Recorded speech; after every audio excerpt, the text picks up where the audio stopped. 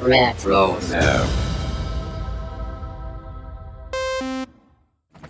Today's show is brought to you by our patrons over at patreon.com/Animanicast. Special thanks goes out to the Inferno Birdie, the Amused Horseman, Christian, James, Kyle, Master Tune, McCoy, MJ, Nebby, Ketzel, Rapid Kirby 3K, Tamara, the Cartoon Gamer, Weffy, Marjorie, Marty, Melissa, Brian, and Micah. Oh my goodness, all of these patrons are not only getting bonus audio from our show every week, but of course they're getting commentaries from Tom Ruegger, the creator of Animaniacs, as well as other special guests such as Peter Hastings, who just recently commented on a few of his episodes for our Patreon as well. Plus, these patrons are going to be voting on what episodes we review in between Season 2 and 3 of the Animaniacs Reboot. Ooh, that's right, they'll get to choose which episodes of Tiny Toons and Pinky and the Brain. And we also have them all here with us, here in a helicopter. Say hi, everybody. Hi, hi. Yep, they're all right here.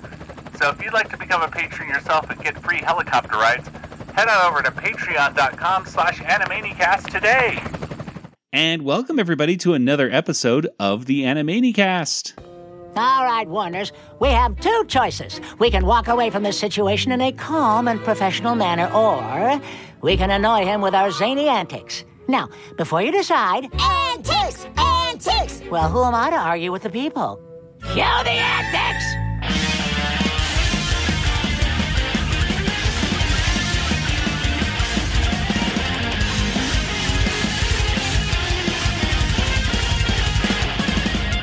And welcome, everyone, once again to the Animanicast. This, of course, is the podcast that's dedicated to the animated television series Animaniacs, as well as other shows within the Rueggerverse, such as Tiny Toon Adventures, Pinky and the Brain, and Freakazoid. But today we're talking about the last episode of the second season of the Animaniacs Reboot. That's right, we're going to be revisiting all the cultural references and gags that we can think of. And of course, in the end, we're going to give this episode of the Animaniacs Reboot a Water Tower rating. I am Joey, and joining me are my co-hosts. There's Nathan. Floopity Floo. And across the country in Georgia, there's Kelly. Hi, y'all. There we go. We got the catchphrase going in. It only took us 200 and something episodes to get. I probably won't keep it. I just You'll keep it. Doing it. It's two in a row. There's a pattern forming. There's a pattern forming. We don't know if it's going to stick, but anyway. Yes, today we are talking about episode 26 of the Animaniacs Reboot. It includes, well, the first thing we really saw from the second season of the reboot. In its entirety, that we called 80s Cats. Then, of course, we see all about the Benjamin. And then finally, we wrap things up with a, I guess, season cliffhanger-ish segment of 23 and WB. And if someone were to ask you about this episode, in just a few words, what would you tell them, Nathan? It's all about... the big guy. It's all about a big fat guy in every segment. That's even true. The 80s Cats. Yeah, it's all big fat guys are all. There's a theme. There you go. That's the theme. Boom, got it. And Kelly, what about you? A penny saved is a penny earned. There we go. We're all saving money, and we're two in the bush. Exactly, 2 pennies are worth 5 in the whatever. Okay, well, this episode, of course, like every episode this season, premiered on November 5th of 2021. So, Nathan, I got to ask you, for the last time for our discussion of the season 2 Animaniacs Reboot, can we please have the November 5th Facts theme song?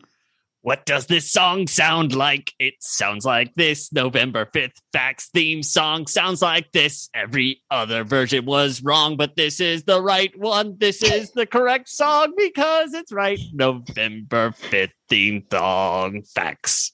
Good grief. I like how it was very assertive throughout the entire thing, and then at the end you just kind of messed up the last couple words. But that's how it's supposed to go. Yeah, that is that's the the actual real one. 100% one take. Yep. That's how it goes. Yeah, Nathan. Yeah, yeah. Tell us, what facts do we got for our last episode this season? Oh man, I got some doozies. So these are probably the best facts you're gonna get. November 5th, 1733. This is just 2 years before the episode is supposed to take place in 1735. All about the Benjamin episode. So this is big. This is John Peter Zinger. You know him. He published his first issue of the New York Weekly Journal on this day. And you're like, well, what is the New York Weekly Journal? Well, that was a publication that opposed the policies of the Colonel Governor, William Cosby, which caused Zinger to be arrested for libel a year later. However, the colonial jury acquitted Zinger on the ground that his charges were based on fact. That established the first important victory for freedom of the press in the English colonies of North America. Boom. That's huge. Wow. I had no idea Bill Cosby was that old. And then here's another. That's a zinger right there. This is another grand important thing. So just on the same levels, 1985. All right. The 32nd episode of Thundercats was aired, entitled Return of the Driller. In which case, the Thundercats had to fight the Driller again, I guess. I don't know. I didn't know they fought the Driller the first time. Who was the Driller? Well, he's back. Sometime within the other 31 episodes, they introduced Driller's back. The Driller. All right. He's back. There we go. That's your facts for today. I don't just do two. There's only two segments, so did Ralph have drills on his hands or something when he popped? Yeah, out I of the think ground? so. See, there was definitely drills in that first one, so it's all Thundercats. It's all they knew probably when they wrote this. They're like, oh, well, this is the anniversary of the Return of the Driller, so we got to put drills on Ralph or something. Interesting, very cool. Okay, so let's go ahead and get to our episode discussion. And before we even get to the theme song, we get to see 80s Cats, and it's a cold open. It is written by this 80s Cats, I should say, is written by Wellesley Wild and Ted McCurran. It's directed by Katie Rice. This is one of the first things that we saw when it came to the Animaniacs reboot. It was kind of like done in place of basically a full trailer, I think. They gave us like a teaser trailer, as I remember, and then we had 80s Cats. I don't know. Check our previous episodes, folks. We all talk about this. We talk about this specific segment quite a bit. So I don't know if there's much more to talk about necessarily. Yakko, Wakko, and Dot are they're like the Thundercats. What I thought was kind of interesting was I was watching this first segment on mute, and I just had it because I was in a Zoom meeting for work, and I was like, this meeting's boring. I'm going to watch Animaniacs in the background. It's multitasking. So I was just watching this with the subtitles on, and then I realized a lot of it goes to if it was just the lyrics itself, it would match up a lot with the original theme song for Thundercats. 80s cats are on the whatever. 80s cats are done, and they say 80s cats in a different tempo. But they say as many 80s cats as they would say in the original Thundercats song. So in the original, it goes, one way. And then if it were done to the original tune, it would go 80s, 80s, 80s, 80s cats. And I really like that Thundercats theme song. This, not as much. I actually enjoyed watching the segment a lot more when I was singing the 80s Cats theme song in my head with the tune to Thundercats. I was like, oh, this is much more dynamic. It really kind of showed me how much the music affects the scene. So I don't know. What do you guys, any other thoughts about this, the Thundercats segment here, this 80s Cats segment, I should say? When I first saw this, for the previews, I was hoping that it was within the context of how the anime thing was a whole part of that episode where they and it kind of served a part in the plot or something. I was kind of hoping there was something like that, but I mean, it's fine. This feels like added on. Like, if I were to guess, which I am guessing, I think they added this segment on based upon the fan reaction to the anime stuff. They're like, oh, we can, because I don't think they ever. No, they do. Yakko says 80s cats, but that's it. Like, they don't have really a lot of, they didn't pay Tress and Jess to do anything for this. It was pretty. It was done relatively cheaply, I guess. The song was written by 3 people, which is more people than write my November 5th Facts songs. So, and I think mine have more words in it. So that's true. That's right. I do remember people. I was on people. I did hear people talk about they didn't really like the 80s Cats theme song when it initially came out. I was hearing some people saying, don't you get it? It's so funny because they say 80s Cats a lot. But Kelly, what did you think about this? Any final thoughts on 80s Cats before we put it to bed? I'm just surprised they used it in the last episode, or they used a clip from something from the last episode. Yeah, as a preview. As a preview, because for season 1 they used something from the Jurassic Park clip that was in the first episode. I think when it was the first episode, wasn't it? Yeah. The way the very first rolled thing out you this see. whole season is weird. Yeah. So it was just interesting because I had totally forgot that clip existed and that if we hadn't seen it yet this season. So I was like, oh yeah, I've seen that before. So, but I liked it. I mean, I thought it was cute. I guess, if I were to, the only disappointment I really had was like you guys were saying, like, number one, it's weird that we had to wait so long to see it, but also number two, it didn't really feel like it had a place in a bigger arc. Like it could have just done an entire 80s Cats cartoon. Like just go for it. Or you segment into it by saying something and then you're like, oh yeah, 80s Cats, like give me another 5 minutes of 80s Cats and then you can parody the whole concept of like, even if it doesn't make sense why they turned into them. Yeah. Just do that. But they didn't, so whatever. It's not a big deal. It's still fine. Yeah, whatever. It's good. Some people were really, I think most people have calmed down that if you're offended with the way that they were portrayed, like Dot or Yakko, Yeah, because they're bigger, they're not wearing a lot of clothes necessarily. No. Yeah, exactly. And it looks all cute and everything when they're just kind of this, animal creature thing, but once you make them more muscular and more human-like, I think people start to go, wait a second. Yeah, it does start getting a little weird. But you should mention that this is a parody of Thundercats. I bet we did. Oh yeah, I never talked about that. Yeah, Thundercats. And all those other ones of Voltron and Oh yeah, Voltrons. Yeah, because there was not that much robot transformer kind of stuff going on in Thundercats that I remember. Yeah. So anyway, well, let's go ahead and move on to our first major segment. But before we do, we got to talk about the variable verse. And of course, it was Baby Brainy. Baby Brainy. Baby Brain pops out of a lady. It was cute and creepy at the same time. What did you guys think about it? It was cute. Yeah. We've seen Baby Brain before in season 1 of the reboot. Yeah. And he's cute. Yep. Big head, big eyes. Very kawaii. I mean, I was like, oh, that's fun, Baby Brainy. But I was like, oh, it's basically like doing Pinky and the Brainy, which they did all the time. That's a good point.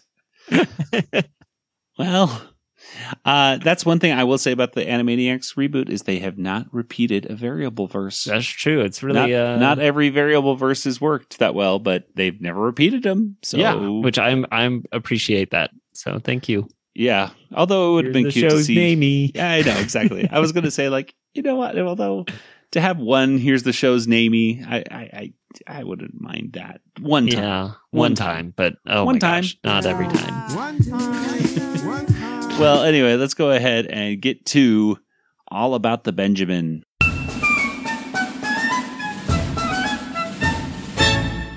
And All About the Benjamin was written by Matt Pabian. That's a name I don't remember. That's a name I've not heard in a long time. Actually, I don't remember reading that name at all this entire season or last season. Well, anyway, it was written by Matt Pabian. It was directed by Katie Rice. And Kelly, why don't you tell us what happens here in All About the Benjamin? Okay. The Warners show up at Benjamin Franklin's house, and they heard that he needs some new apprentices, but he doesn't want to hire them.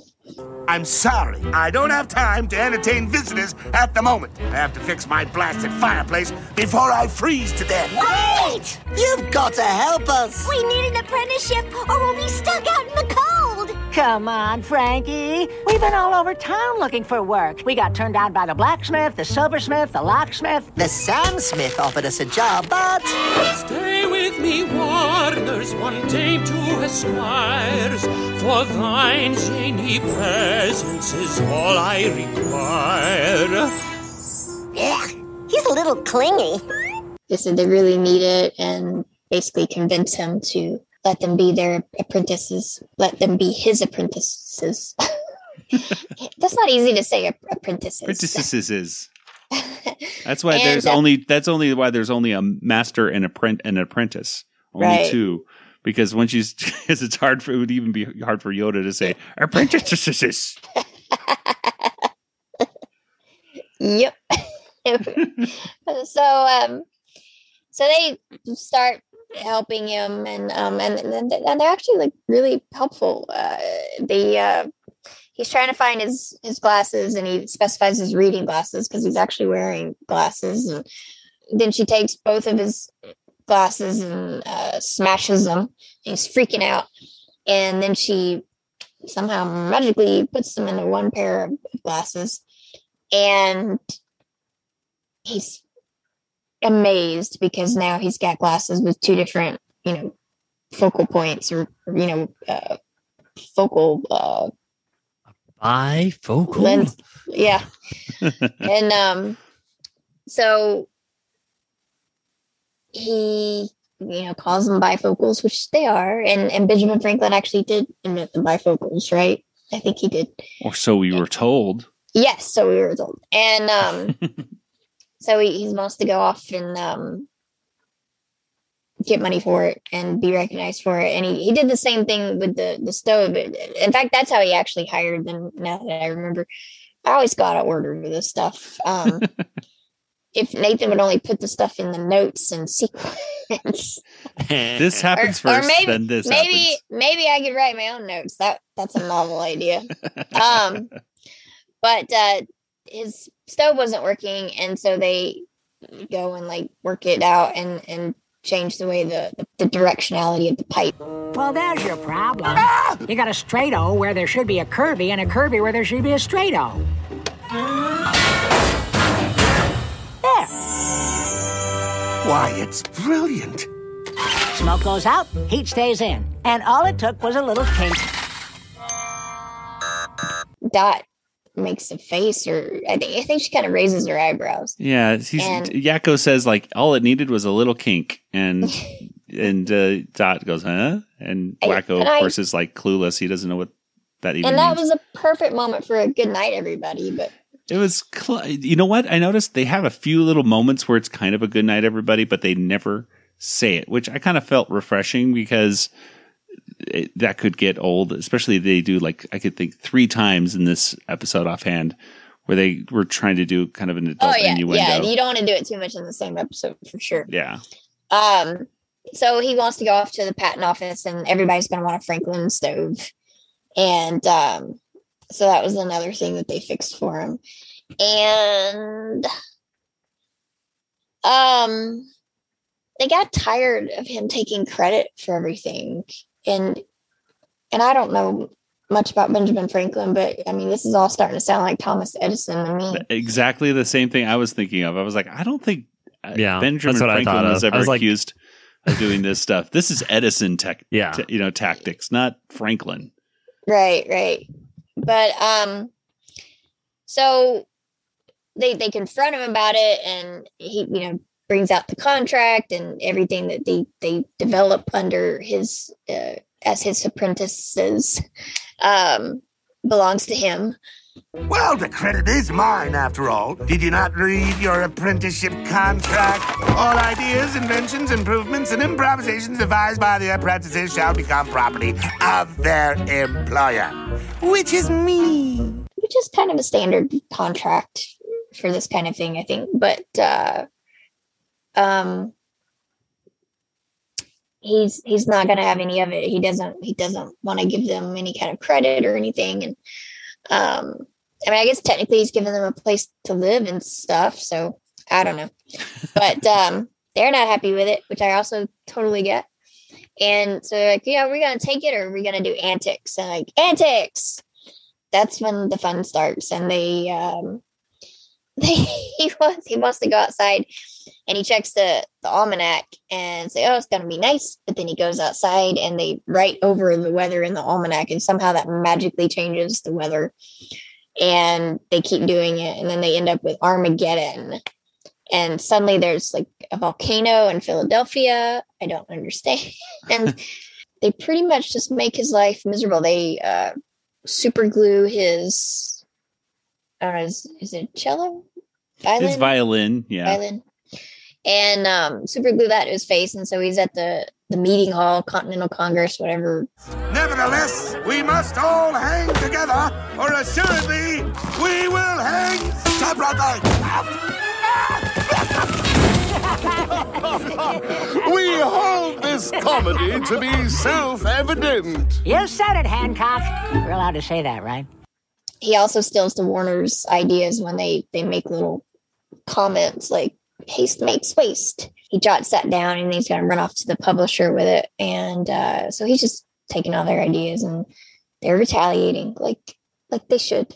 They get him up on the roof, and they stick a sword in his mouth and tie him up and get him to point the sword up in the sky, and so he can discover lightning. And they use that to power up a microwave and make some hot dogs, which Wacko eats, of course. And that's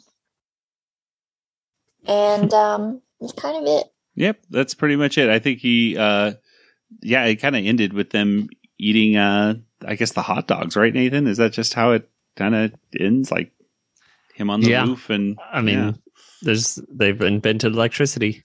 There's some stuff going on here, cultural reference stuff. Obviously, all the aphorisms of are mentioned, and of course all the references that to inventions that Benjamin Franklin created. It reminded me a lot, actually, of the Disney cartoon Ben and Me. Do you remember that at all? It used to be I think it was a book originally, and then Walt Disney made it into I guess kind of a 20 or 30 minute short, I think, for Walt Disney Presents. It was just Ben Franklin with a little mouse and Amos, I think his name was. Anyway, very much the same kind of idea. Like the mouse was the one that invented the bifocals and the stove, electricity. Yeah, he was like, that. I think he was like involved somehow with like the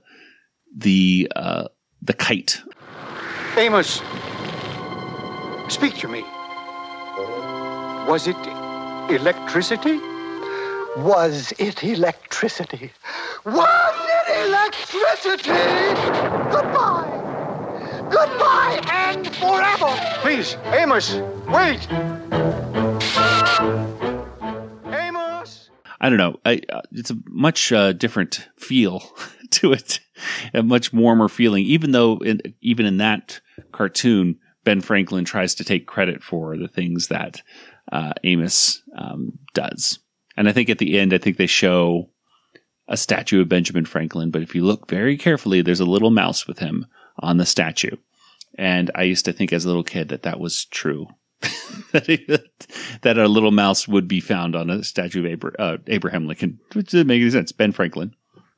And they sing a song about Stay With Me, Warners. That was written by 1, 2, 3, 4 people. Lucas Crandall's Roddy Hart, and Timothy Nash, and Tommy Riley. Very short song. 4 people wrote it. And one of the things I see that Nathan, you put in here that I was thinking myself was, Stay With Me, Warners, or I'm sorry, the singer themselves, I should say. What's his name? Their name again? Notice what I'm having trouble with? Sam Smith. Sam Smith is parodied. And they put down, or Dot says he. What is he doing over there? And Sam Smith came out as non-binary. So Sam Smith would like they or them as the pronouns. So how ironic that they go out of their way to say in the theme song, they're pronoun neutral. Yeah. Pronoun neutral, yeah. And then they messed up. Messed it up the first chance they get, I know this is like they could have re-recorded. They could have because put in a they or them from some other time that Dot said it. It really does seem like they could have just exactly. Or cut the line completely. Hey, now that you mention it, I've done editing that like that too. Like take a word out and move it from one area of the recording to the other. And hey, if I could do it, they could have done it. At the Warner Brothers. Wait, are you talking about Sam Smith? Talking about the Warner Brothers audio engineers. Oh, okay. Yes. Something could have been done, but I think they just, didn't think about it. And, whatever. But I did notice that as well. Like, hey, wait a minute. Like, Dot just said he, or what is he doing? So he's, what did they say? She said he was, clingy. Clingy. Yes. Anyway. Also, the song is the song "All About the Benjamins" by Puff Daddy is being parodied, which I think the wiki said it was parodying a movie called "All About the Benjamins." Yeah, the 2002 buddy comedy film "All About the Benjamins." I have never even heard of the 2002 buddy comedy. Everyone's favorite. Now, the song I definitely heard of because it was popular enough to get parodied by Weird Al with and it's sampled in a lot of songs too. So I'm going with All About the Benjamins by Puff Daddy, not the movie that was nobody's seen. Myself. Anyway, also you can see turkeys in the background of this. Because, there's lots of turkey portraits. Yeah. Ben Franklin wanted to have the turkey as their mascot instead of the eagle. So. Yep. That's a fact that I remembered as a kid. Yeah. Well, at any rate, that's all really for references that I can think of. Other than John DiMaggio did the voice of Ben Franklin, and it was very nice to see, or at least hear, John DiMaggio on the show. And it sounded like this weird kind of like, okay, this is definitely John DiMaggio because he has a very distinctive voice, but he was doing kind of this New England kind of accent at the same time, so sometimes it kind of sounded like Peter Griffin almost, because he kind of looked like Peter Griffin a little bit from time to time. So it's this weird thing of like if you put Bender and Peter Griffin in a blender, like put Bender in a blender. There you go. There we go. Anyway, any moments in this that you saw and you liked, or anything like that? Nathan, let's start with you. I liked some of the aphorisms that they were messing up at the beginning, I guess. Benjamin Franklin couldn't think of any good ones. It's fun to mess those up. Let's see. A penny saved is a penny you still have. No. It's kind of historical because there was a Benjamin Franklin and he did invent these things. Yes. So that's like educational, which I like. So that's good. That's about it. Kelly, what about you? It was neat to see a historical person being tormented by the Warners. Yeah, that whole theme has really been gone I agree. That's one of the first things I thought of, was that this is a nice return to style for the show, because they used to do it in almost every episode. Was let's pick a different historic figure and show how we were tormenting them because they're being a jerk to the Warners and how they get comeuppance. So yeah, that was nice. There was one bit that did make me chuckle a little bit in this one, and that was the whole classifieds bit. That was misspelled it. Yeah, exactly. I believe you're mistaken. Goodbye. But we saw it right here in the classifieds. It's classifieds, not classifieds. Really? Looks like you misspelled it. How? dare you? I did no such thing. Whoa, we can do without the attitude, mister. So, a Nefer fairy. If you look at that old, the Declaration of Independence or anything like that, the letter F is used in place of S for a lot of things. I don't know exactly why. I'm sure somebody out there knows, and I really don't really care. It's just, it's a joke. I feel like I learned it at one point, like why, but... Yeah, it's one of those things you can learn. Like, I might have just learned it like last week and I would have forgotten it immediately because it's not something you usually have to worry about. I learned it when I learned my ABCs. That's when I learned when to use an S and an F. Oh, very good, Nathan. Thank you. Apparently they didn't teach the people back then. Exactly. Okay. Well, the educational system wasn't that great. Well, let's go ahead and get on to our next segment, which is also our last segment of the season. It's 23 and WB.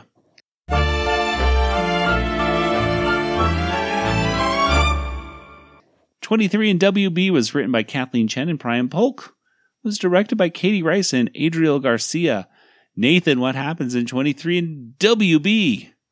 Okay, well, Yakko is excited because he just got news that their 23 and WB results, or maybe it's just called 23andMe, I don't know. Their DNA results are in. Hey, Sibs, remember when we had our DNA tested? Come on, sure you do. A neat little kit came in the mail. We spit into a tube. We sent it back to a genetic testing service, and now third parties, governments, and law enforcement agencies have unprecedented levels of access to our personal genomes? No, not really. Me neither.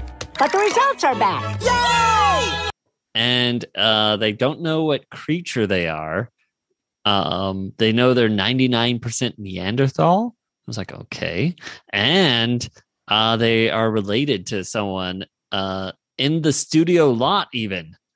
Who could it be? And we cut to Norita. She's yelling at Ralph, basically. She's doing some workouts, but she throws her weight at him and it goes out the window, and he has to go get it. And in come the Warners, and they're just so excited because it turns out they are related to Norita. We're just trying to spend quality time with you. Our DNA test said we're your family. If I trusted every test I took, I'd be in a hospital for the criminally insane. And she doesn't believe it, but they're like, look, we have the results right here. And who else are we related to? And she's like, you're not related. And the other people that you would be related to is like my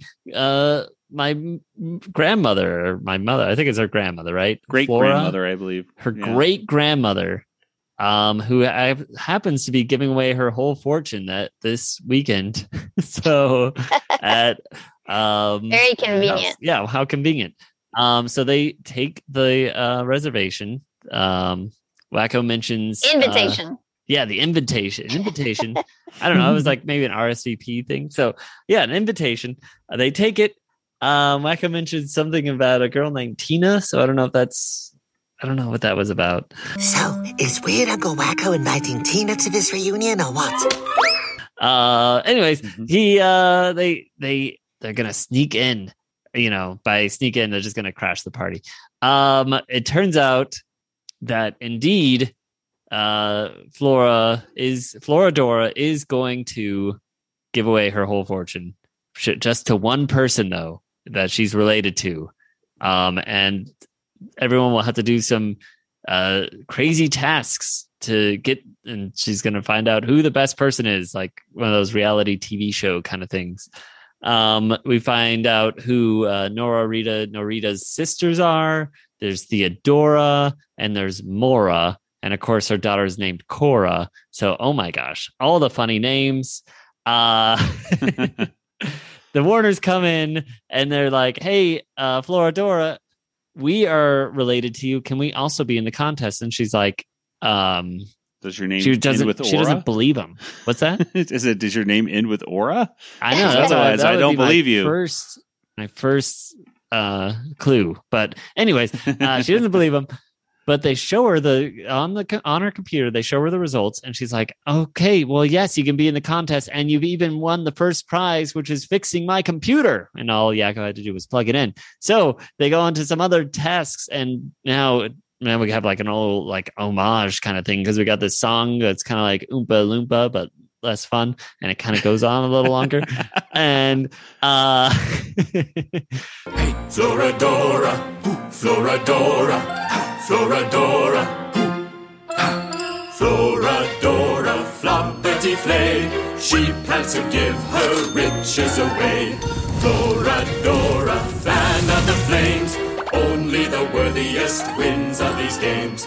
So they have to go get a cat. They got to go make a cake. They got to do these like little tasks. And each time they do a task, someone's kicked out. They're looking at pictures. And if you fall asleep, you're kicked out. So that's when Cora gets kicked out. So now it's just Nora and the Warners. So, oh man, Nora's had it. She starts yelling at the Warners, calling them moochers and all this. And saying that they don't understand what money's for. It's about flaunting it in front of other people. But Floradora says, no, it's about making your family bigger.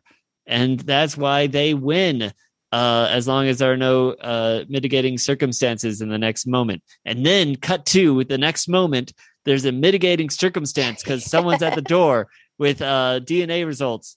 Stop everything! I have a last-minute revelation. There's been a terrible mistake. And it turns out that the Warners are not related to Floradora. There was a mix-up at the lab. The actual true person that's related to, cut to the door again, enters Ralph. What? And the Floradora's like, Ralfonso! And then it turns out that her brother was Alfonso or Ralfonso, something like that. And I guess he had a kid. So that would be, or a grandkid. I don't know. Ralph is there. And yeah, he's alive, and he is now going to get all the money. He didn't have to do any of the tasks, but it doesn't matter. Yeah, he wins all the money. Well, she likes him a lot. Yeah. So it turns out now he is running because this was the parent company of Warner Brothers. Yes, was Floradora's company. So he is now the CEO of that. So he is actually above Norita. So he gets to decide that the movies that are made about meatballs and that are like Suicide Squad or something. Which brings us back to meatballs. And there you go, all tied up in a bow for you. Can you read that back to me? No, absolutely not. Then I'll say it again. Please don't. Pipa Pancetta, Suicide Squad, and Wonder Woman Bread have already been fast-tracked. Then no one is now the guard. It's just the Warners, and they're talking about how they did get their DNA results, and they are just from Termite Terrace, which is from New Zero the Stars. And we're like, well, I guess this is kind of what's going to happen next season, if there is a next season. And that's it. I think that's about it. Well, there we are. So yeah, and I was a little disappointed, but although not surprised that they did not mention that Tom Ruegger has said many times, or at least a few times in the past, that the species of the Warners is Cartoonicus characters, because that's what Tom says. So yeah, but yeah, they're 100% termite terrace. I guess. I mean that works, right? I mean, if you're born in an area. That means you're from that area. So sure, Termite Terrace was a place. Probably really the first real solid reference to wrapping it to the very first episode of the series. But at any rate, cultural references, obviously the Willy Wonka, they cue it up when they say, is this going to be like a Charlie or a chocolate factory kind of thing, where we have to go through contests, and wouldn't you know it, they do an Oompa Loompa song, and yes, it is. It's kind of cool to see it do like the stuff with the letters, like they did in Willy Wonka. So that was kind of neat to see that reminiscent thing going on. There's also Tucker Carlson is mentioned Sorry, great-grandmother Flora. They're nobody. Is this true? I warn you, I watch a lot of Tucker Carlson, so I am very gullible. She doesn't even watch Tuck Buckerson, which is I know. I thought, like, shouldn't they have like referenced the person they were parodying in the first season? But whatever. This is They didn't even try to hide it this time. no, exactly. No, I mean, if you really do believe, I don't think I'm going to go on a political limb right here. If you're believing stuff that Tucker Carlson says, then yeah, there's you're Floridora. You're a Floridora is what you are. Anyway, I mean, it was the Warners are being cute in this one. I was kind of nice to see. They weren't being as zany or anything. They were just being kind of like the ones that were manipulatively cute. They were doing that cute weirdness in a way to get. Please let us out of the cagey wagey. So that was nice to see. But yeah, I mean, I can't really think of any other real references to stuff. Although I did it when the frames were going down, and it reminded me of 13 Dead End Drive, which was a game that we used to play as kids. And I know it's been re-released. I want to buy the re-release The whole of it. thing, particularly with the pictures, made me think of Hide and Seek, the movie, where they had to play a game to keep the family fortune. And they were playing hide and seek, and people kept dying. Interesting. Is that a movie or what is that? Yeah, it's a movie. It's got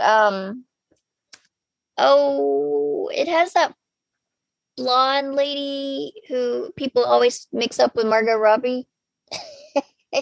I was about to say Margot Robbie before you even said it was the person. No, she was the one that was in Bill and Ted, the new one. She and I can't remember her name because I usually see her when people are like, wait, isn't that Margot Robbie? And it's like, no, she's got her own name. She's a different actress, but she's been in a bunch of stuff. I did like that new Bill and Ted movie, though. That was a good Bill and Ted. It was very, very true to the first two. Yeah, I thought so too.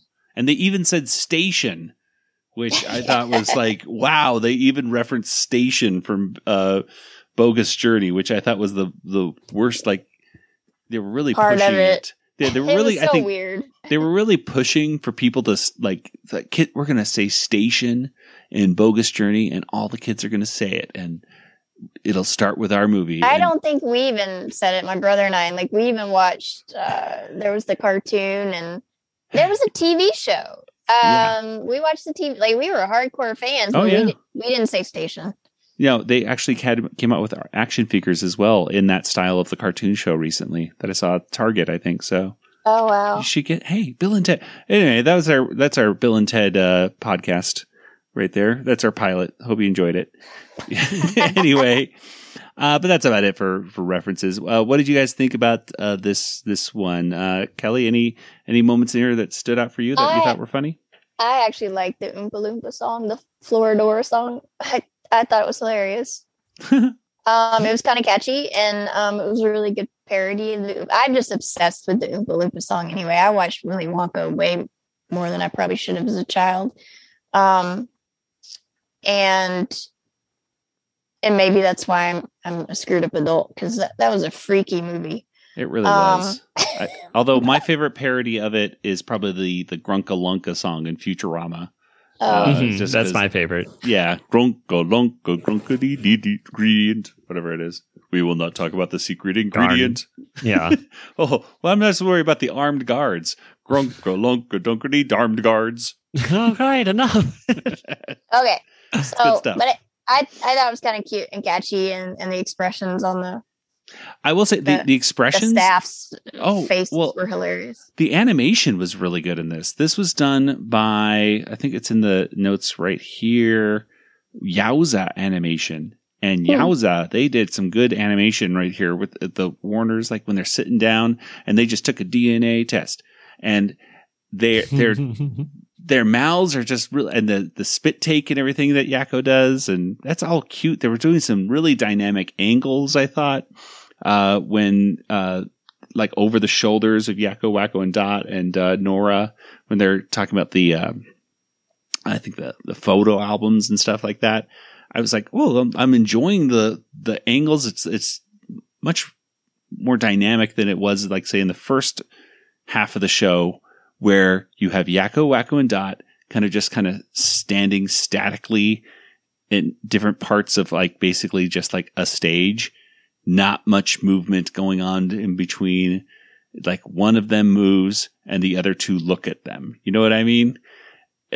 I was really noticing it in this episode more than other ones for some reason, that I really missed one of the things I really missed that's not evident in the reboot that was in the original was there was always something going on in the background when it came to the Warners. You know, there might be Yakko talking with somebody in the front, like in King Yakko or something. You know, pay attention to Yakko talking to Hello Nurse or something like that. But in the background, Dot and Wacko are doing something kind of silly just something simple and silly in the background. That's not going on anymore usually in this series.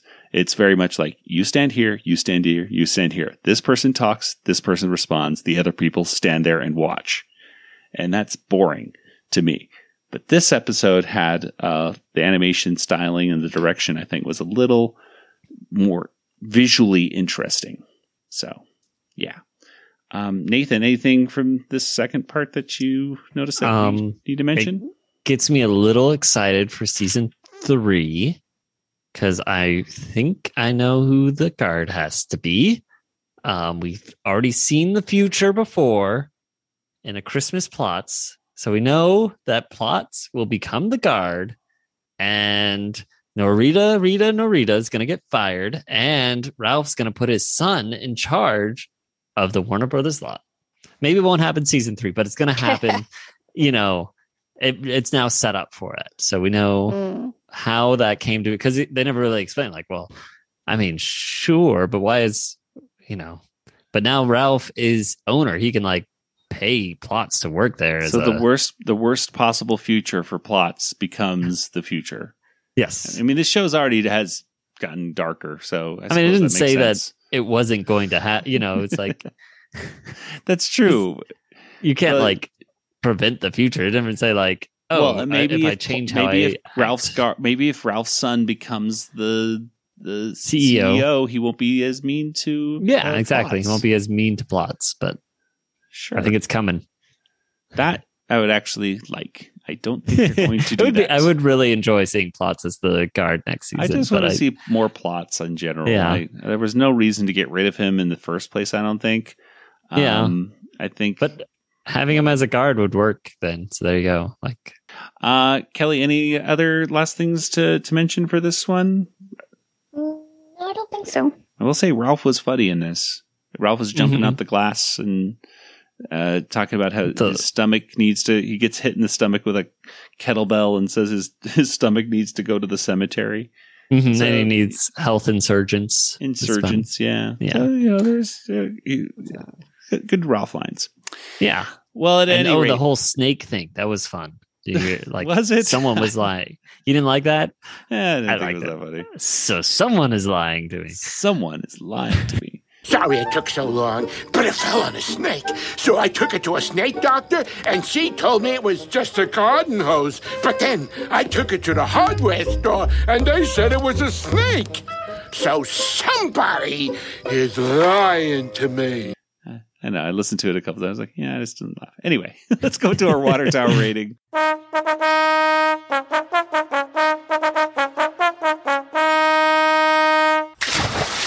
Out of 5 water towers, how many would you give this episode, the final episode of the second season of the Animaniacs Reboot?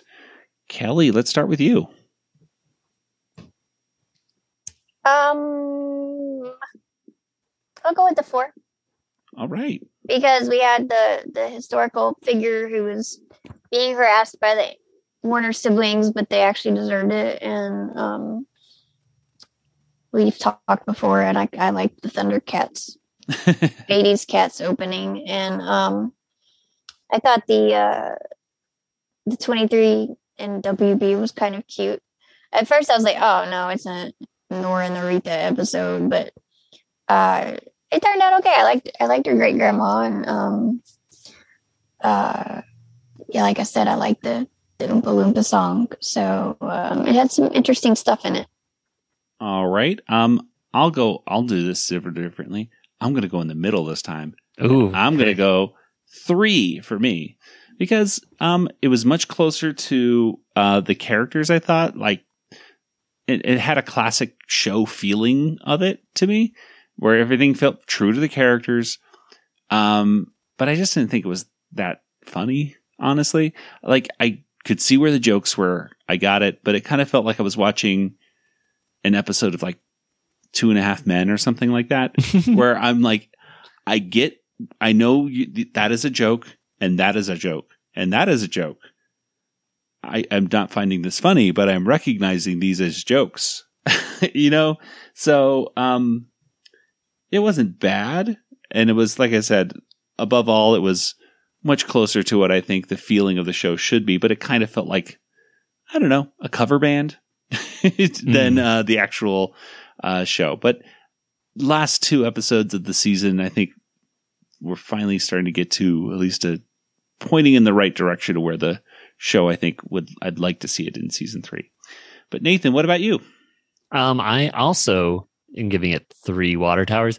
Partially because I didn't find it that fun. I was a little annoyed by the floopity flu song. And there was no Pinky in the Brain. Although Maurice LaMarche still gets money for this episode. I think he's credited in it. So, as the brain. Wow. I was going to say, like, who did he voice? No one. He's just nobody. Yeah, Maurice LaMarche as the brain, and also Rob Paulson as Pinky was also. So they just did that anyway. Wow. Okay. Yeah, I don't know. So like, even whatever. when they're not in the episode, they're still in the episode. That's a contract. Technically, there was Baby Brainy. Was the true? He did make an appearance. Well, let's go ahead and get to some contact information. Nathan, where can people find you online? Joey, I'm on Twitter. JangoFT, that's me. All right, and Kelly, what about you? Also on Twitter, Yoda Princess, YODA_NCSS. All right. As for the Animanicast, we're on Twitter and Facebook and Instagram and other stuff.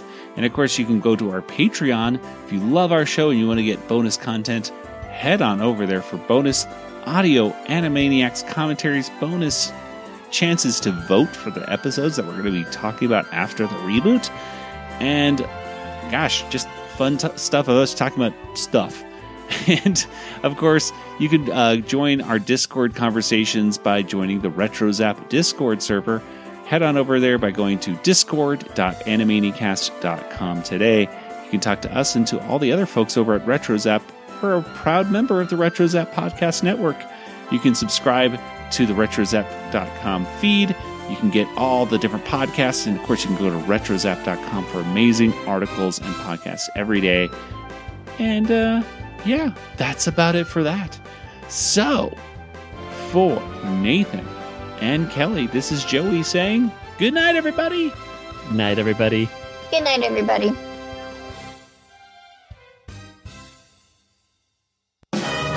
This podcast is not endorsed by Warner Brothers or Amblin Entertainment and is intended for entertainment and information purposes only. Animaniacs, Tiny Toon Adventures, Freakazoid, the Warner Brothers logo, all names, pictures, and sounds are registered trademarks and or copyrights of their respective trademark and copyright holders. All original content of this podcast is the intellectual property of the Animanicast unless otherwise indicated. Oh, I think my stomach needs to go to the cemetery.